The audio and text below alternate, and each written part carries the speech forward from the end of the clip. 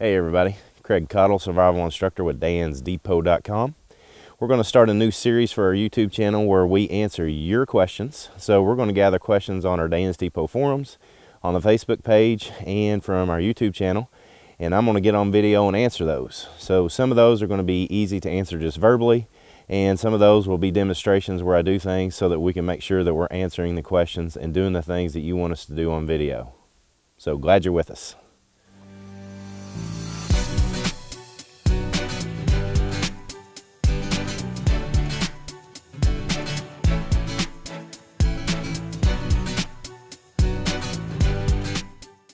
Next couple of questions come from a couple of guys on Facebook, and I happen to know these guys. They've been in my classes before at Nature Reliance School, but I'm going to use them as a subject matter for this question. Andrew and Patrick Flowers asked some kind of questions about the zombie apocalypse.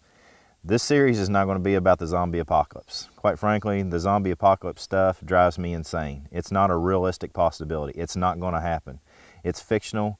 And the more time we spend dealing with those type of questions, the more time is wasted. So the only thing that we do like about the zombie apocalypse is it's got a conversation started with people about prepping and survival. That is the absolutely only thing that we like about zombie talk.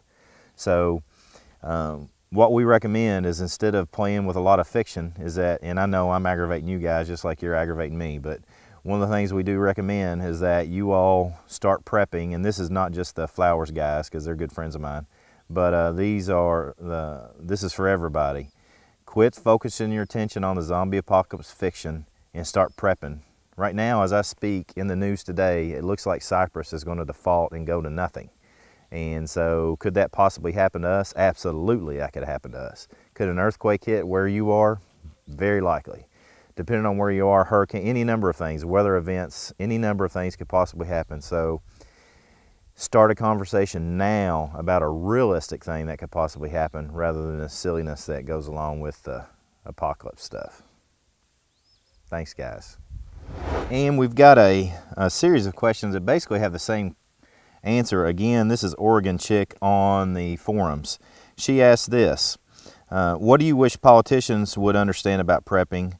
What do you wish the general public understood about prepping? And what message should we as preppers be trying to spread among the non-preppers we know? Okay, I think those are excellent questions, and basically it comes to the same answer.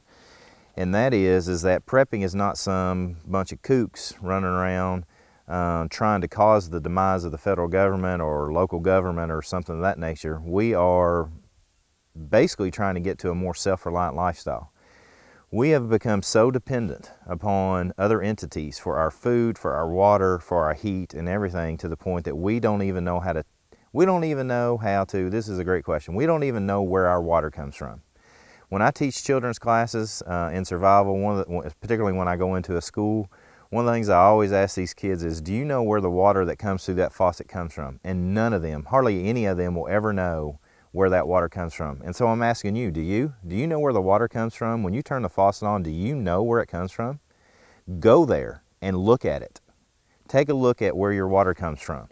That way you can get a better understanding of at least one little small aspect of prepping.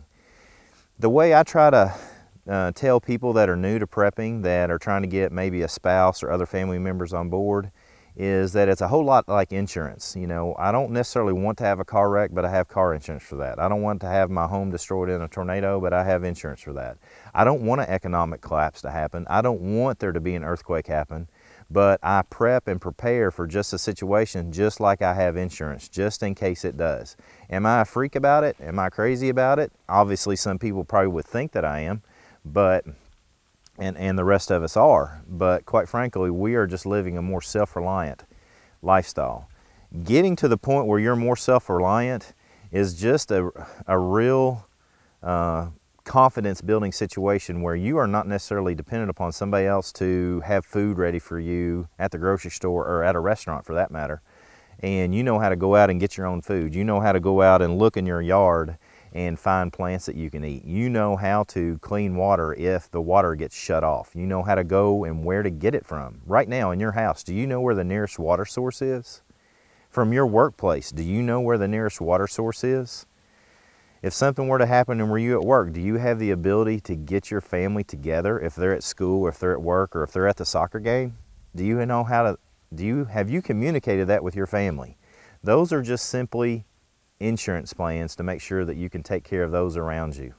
Whether that's your family unit because you've got mom, dad, and kids, or you're solo on your own and you've got a group that you train with, or if you are just simply in a relationship and it's just you and him, or you and her, or whoever it might be, do you know how to get back to them? Do you know how? Those are just insurance plans. So it, again, is a good way to start a conversation to discuss it in regards to insurance, to get people on board and understand what it is that we're doing. And next question would be from William Tell on the forums, dansdepot.com forums. What he asked is, what would you suggest be stockpiled at home in caches, where and how to put resupply caches, and how much to put in one and or concealment once at a bug out location? What kind of shelter for different terrain and environments? This is mainly targeted at newbies, but vets could use a refresher too.